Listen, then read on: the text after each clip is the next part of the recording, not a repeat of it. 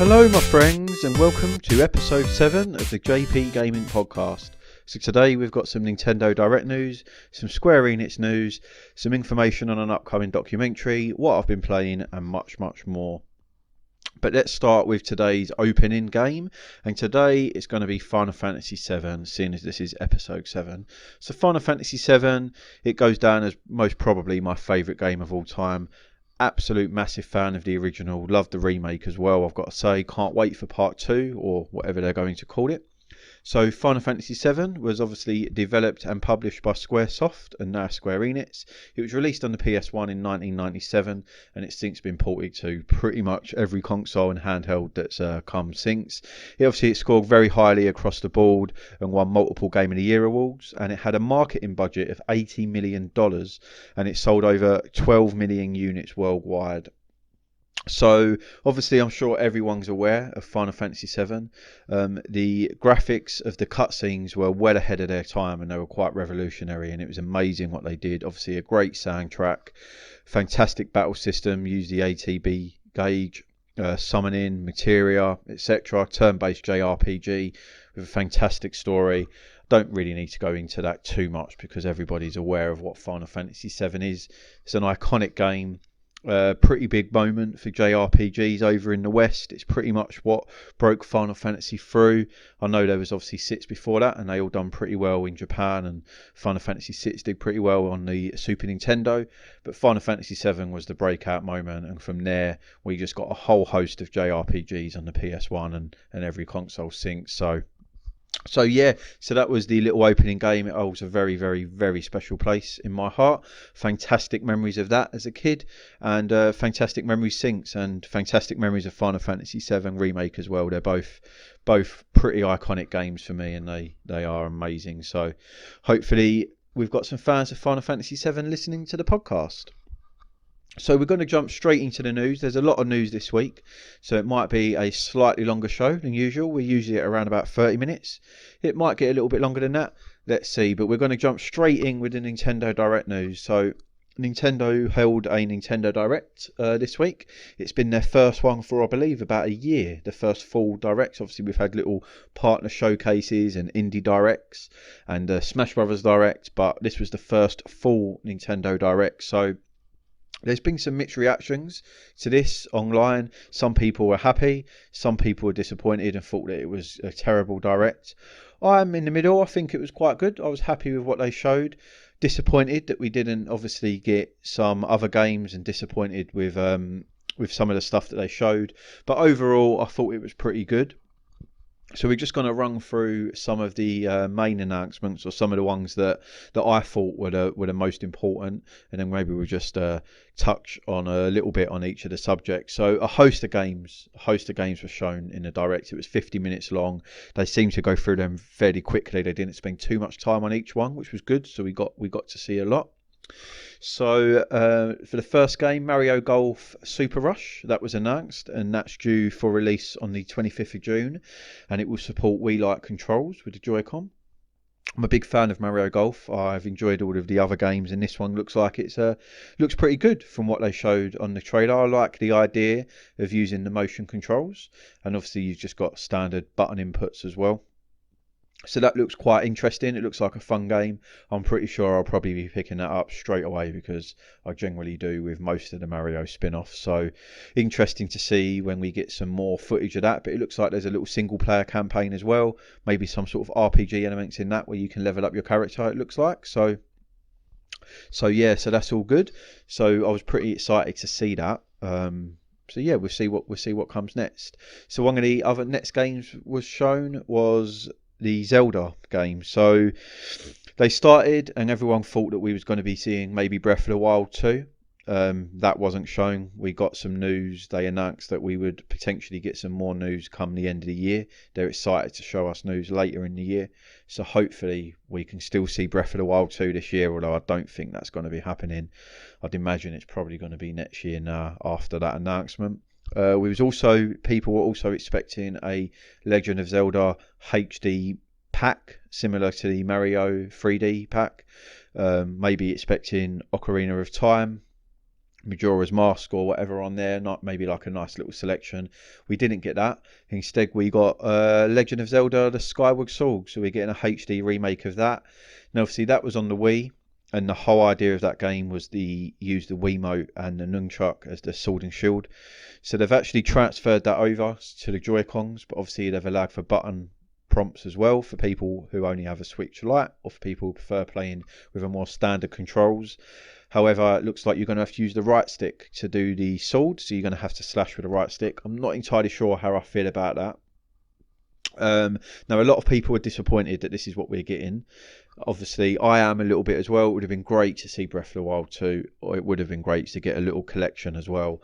I'd imagine this is probably going to be a full price release, so I'm not entirely sure. I mean, I will pick it up because it'd just be a nice game to have, and I never actually played Skyward Sword on the Wii, so it'd be nice to revisit it, although from what I'm hearing it's not one of the better Zelda titles, and people are disappointed that this is the one they've decided to go for. So we'll see. Hopefully, it is Zelda's 35th anniversary this year, so hopefully we're going to get some more information of what they're doing for that. I mean, obviously they're going to announce, they've already announced a add-on for Age of Calamity, and they've announced this, and along with this there is going to be some limited edition Joy-Cons which look very nice. I'd be tempted to pick those up. It depends on how much they retail for, but they look nice. So that might be all we get for Zelda this year for their 35th anniversary.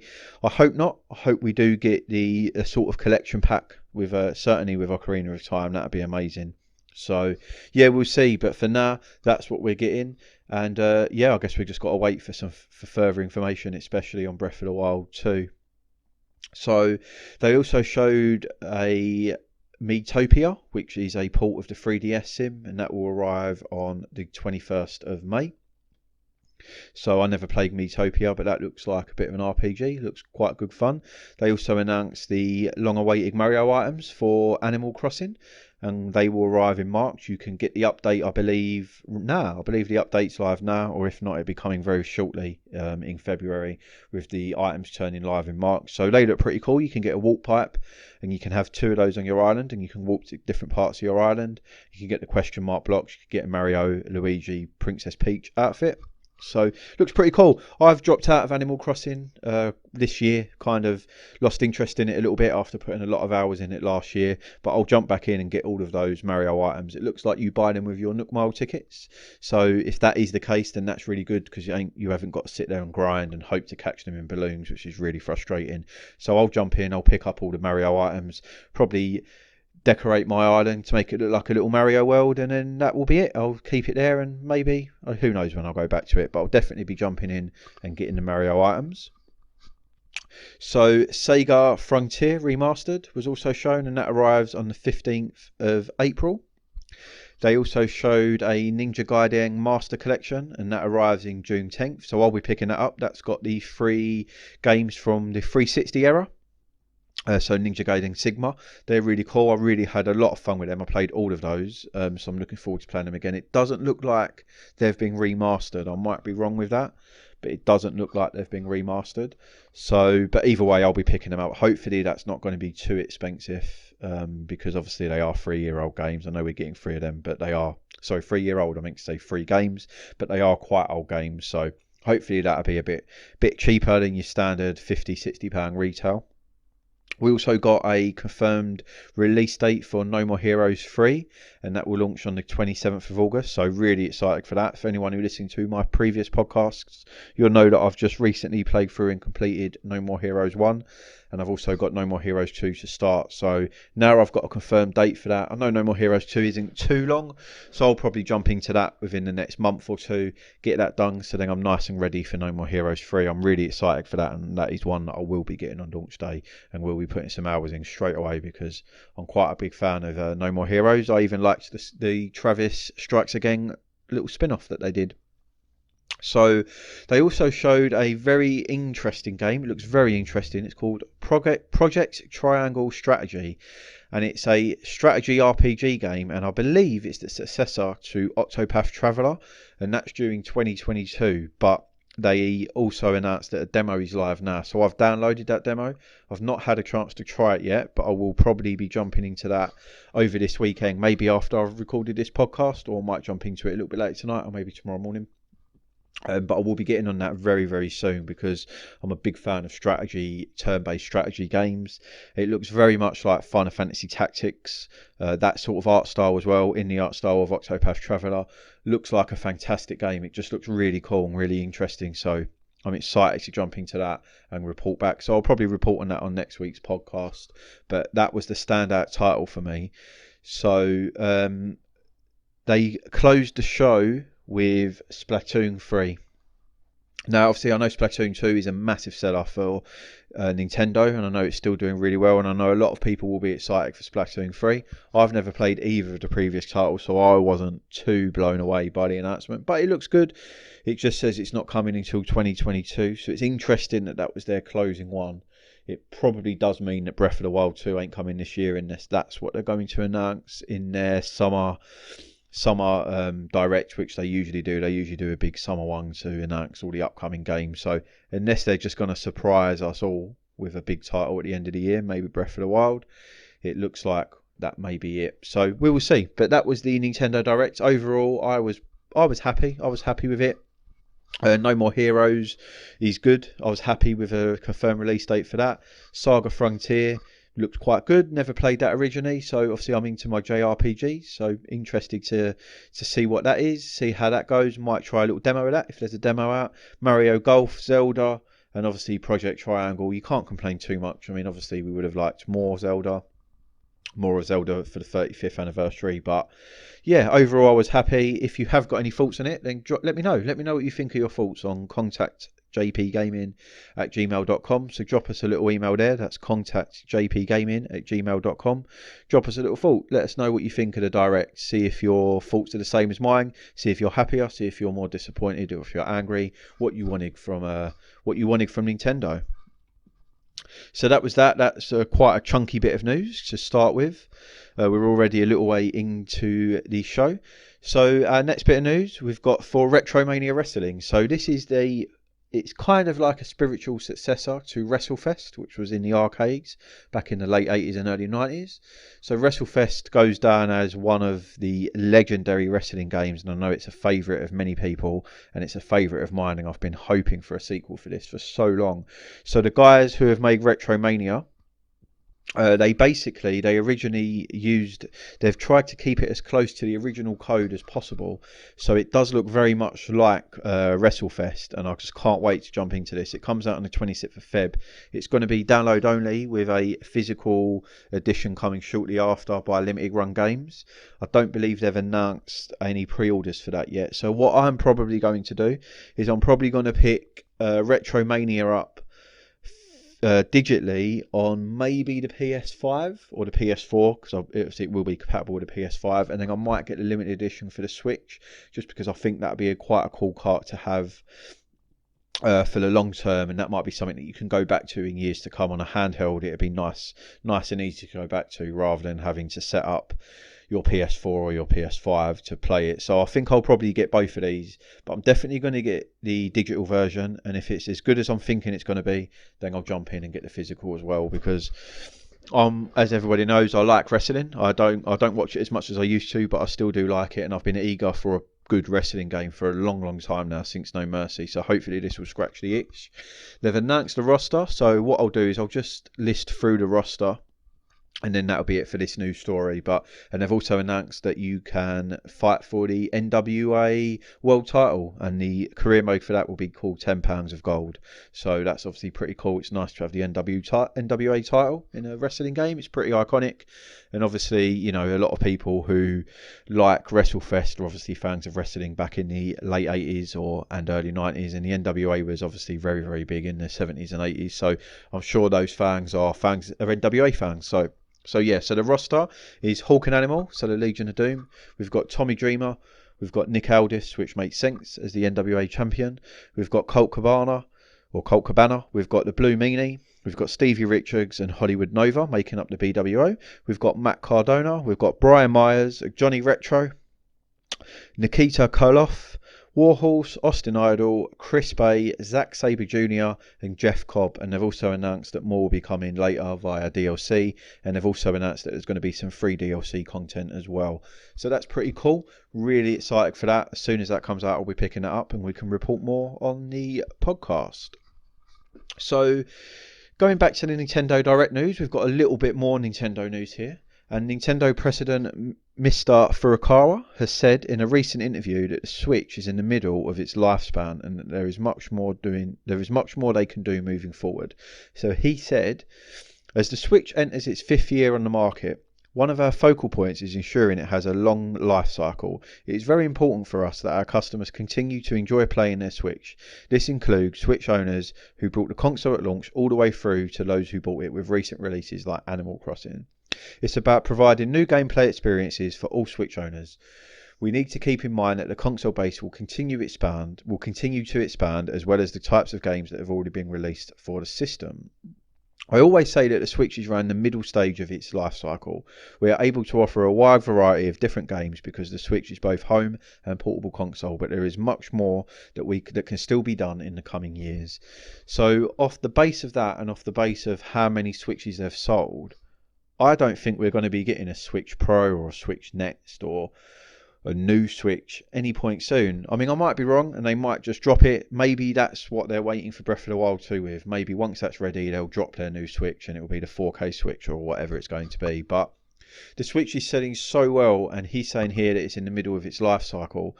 With so much more to come and how they want to continue to support it, I just can't imagine them jeopardising the sales of the Switch and that current install base to release a new one. I mean, I might be wrong. I mean, I would go out and buy a Switch Pro or a Switch 2 day one, and I'm sure a lot of people who own a Switch would as well. But why the Switch is just selling so well, the standard Switch and the Switch Lite, they've got no real reason to do it. Surely they'll release that once the sales start to drop. So we'll see. I actually hope I'm wrong, and I hope they come out with an absolute powerhouse of a machine to compete with the next gen systems, and we get full next gen Mario and Zelda. But we all know that that's going to not happen, because that's not how Nintendo operates anymore. And they don't need to, because they're still the best selling console on the market in a minute. They're outselling everyone. I know that's partly down to demand, but yeah, so we'll see. We will see what happens moving forward with that. So we had some Square Enix news on Marvel Avengers this week. So there will be the next gen upgrade that will be coming on March the 18th, 2021. And that will be coming obviously on PS5 and Xbox Series, both X and S. And it will feature upgraded visuals and frame rate, and significantly faster loading times. So obviously that will be 4K 60, and it's going to have some unique haptic feedback apparently for each hero on the PS5, so for the DualSense controller. So for anyone that's still playing Marvel Avengers, if you've got yourself a next gen system, you can receive that upgrade free of charge on March the 18th. Assassin's Creed Valhalla also received an update this week, and that is update 1.1.2, and that will add a new River Raids game mode alongside a ton of other game mode improvements. So I've not got Assassin's Creed Valhalla, but I think this improves stability, etc. So yeah, new raid mode is also always good as well. Nice little free mode, you can't complain too much.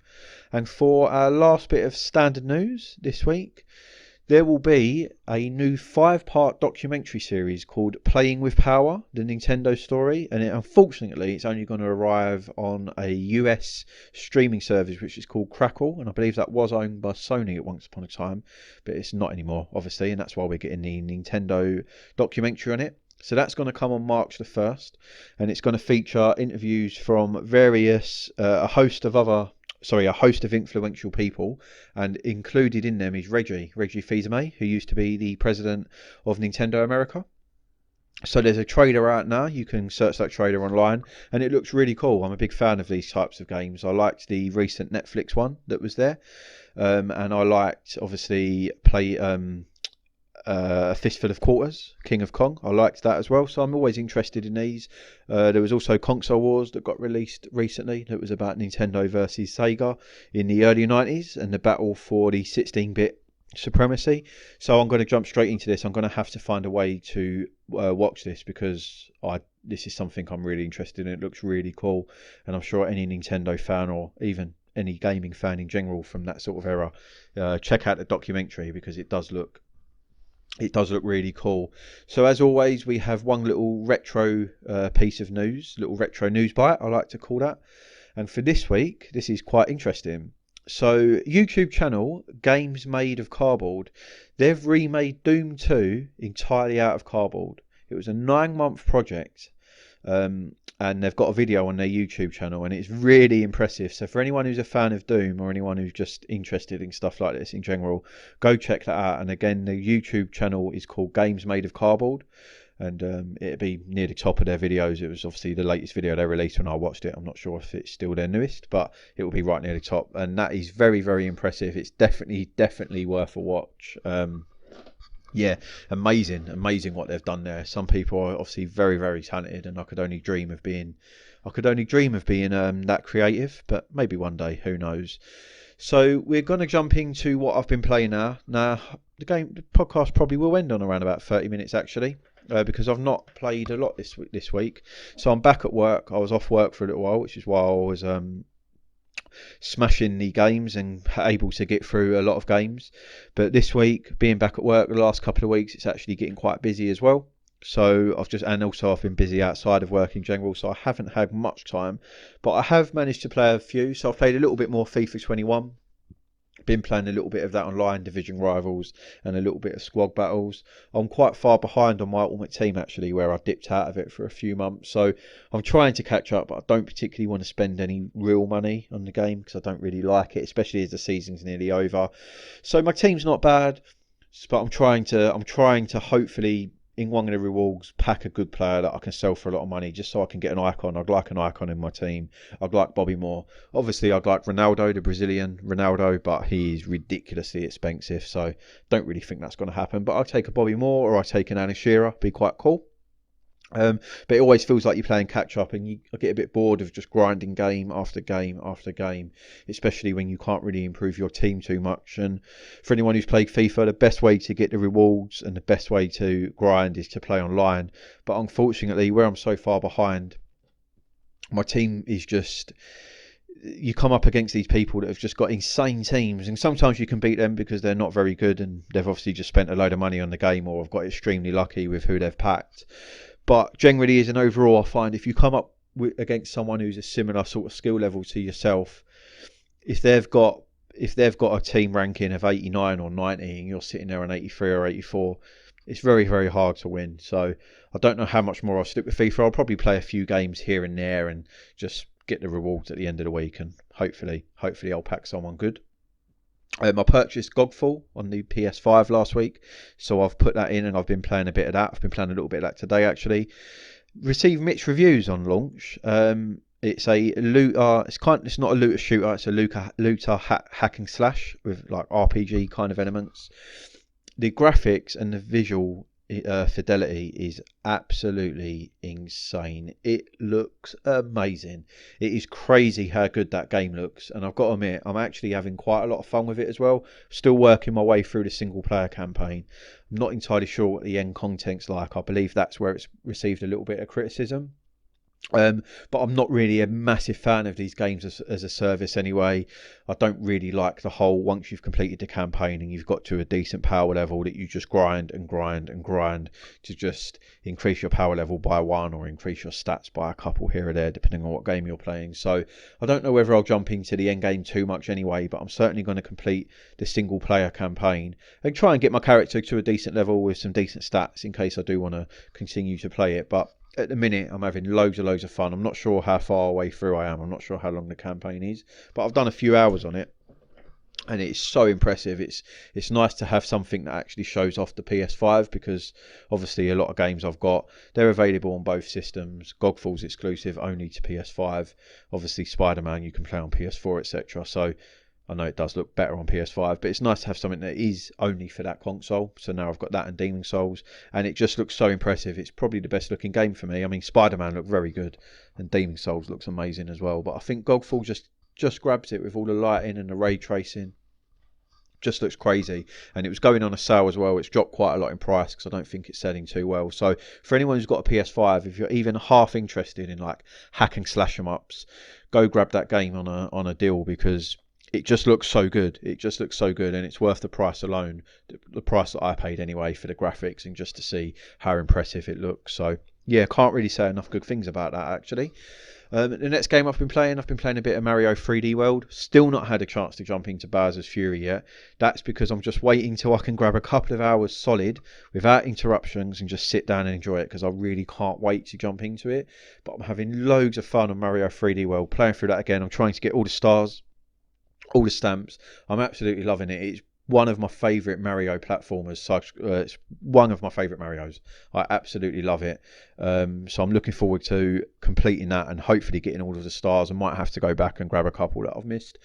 But loads and loads of fun with Mario 3D World. I know it's quite expensive because it is a port of a Wii U game, but it's worth the money for me. I'm a big Mario fan, and I just think it's so much fun. I just can't believe how good that game is. It still holds up now, and I'm having just as much fun playing it as I did back on the Wii U.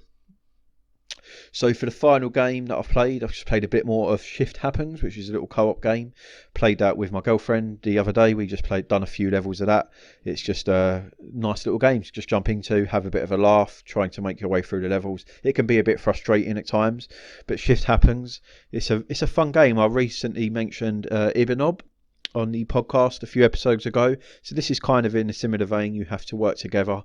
One of you can go big, one of you can go small, and you can throw each other across to other platforms. You can catch, you can grab, and you kind of just have to work together to release levers and get yourself across the general sort of platforming levels. It's really cool. It's really cool. We picked it up ages ago when it was going on a sale on the eShop, but I've only just got around to playing it.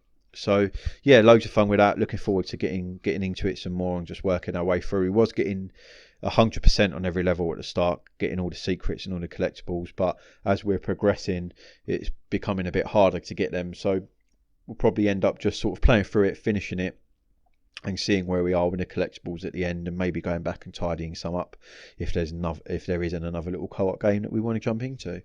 So that is it actually for this week. That is it. We haven't done too bad for time. We're sitting at around about the normal time, considering there was quite a lot of Nintendo Direct news there. There is one more thing I want to say, and that is some sad news, and that is that my Evercade, as anyone who's listened to the recent podcast will know, I'm a big Evercade fan, little handheld console that takes cartridges. It's broke. The screen is it's gone. It looks like it's shattered. I don't know why. I keep it in the case. I keep it in my drawer. I don't really take it out much at all. It's mainly used in the house. I do take it obviously sometimes to work. I take it and have a little game on my lunch break, but it's always in its case. It's on the seat of my car. There is no way that screen could have cracked through an impact, and it's gone, and it looks like an impact crack. I've got in touch with them. Unfortunately, it's not covered by warranty, so I'm trying to get my hands on a replacement screen to try and fix it myself. If I can't get my hands on a replacement screen, then I might just have to bite the bullet and buy a new one, because I've got all the cartridges. I've got some on pre-order. I don't want to lose it. I want to continue to play them. So it's a bit of a shame. I was quite gutted when it played. I was going to jump into some Splatterhouse 2 off the Namco 2 cartridge. And it was just gone. It's gone. All the sound works. You can hear yourself flicking through the menus. It's just the screen's cracked. Not sure what's happened. Not sure how I've done that, but really disappointing. So a bit of a sad note to end the podcast on. But yeah, that was that. Hopefully I'll have that sorted by next week, and I can provide you all an update and let you know if I've managed to fix it myself or not. Apparently it's pretty easy to do. So yeah, so that would be it. As always, check out my YouTube channel, hit the subscribe, watch my videos, hit the likes on them, leave us a comment, leave us an email, contactjpgaming@gmail.com. Just once more, that was contactjpgaming@gmail.com. It'd mean the world to me if you could do all that. Recommend to your friends if you're a fan of this, if you like what you hear and like what you watch on YouTube, because I'm trying to grow. Obviously it's quite hard to do. So got an Instagram channel as well. The link of that is in the banner on my YouTube page, and I've maybe got a little review coming. I've maybe got a review copy of some PlayStation accessories, so we'll see how those goes. Hopefully that will come off and that will pay off, and I can get them and get the reviews done and get them out on my social media soon. So yeah, that will be it for this week's podcast. So as always, I will see you next week. Have yourselves a lovely week. Have yourselves a lovely rest of your day. have some fun, play lots of games obviously. Let us know if there's anything you're playing and you're enjoying. Drop us that email, get in touch, and that will be it. So until next week, have yourselves a lovely time, and this was JP Gaming, and we are out.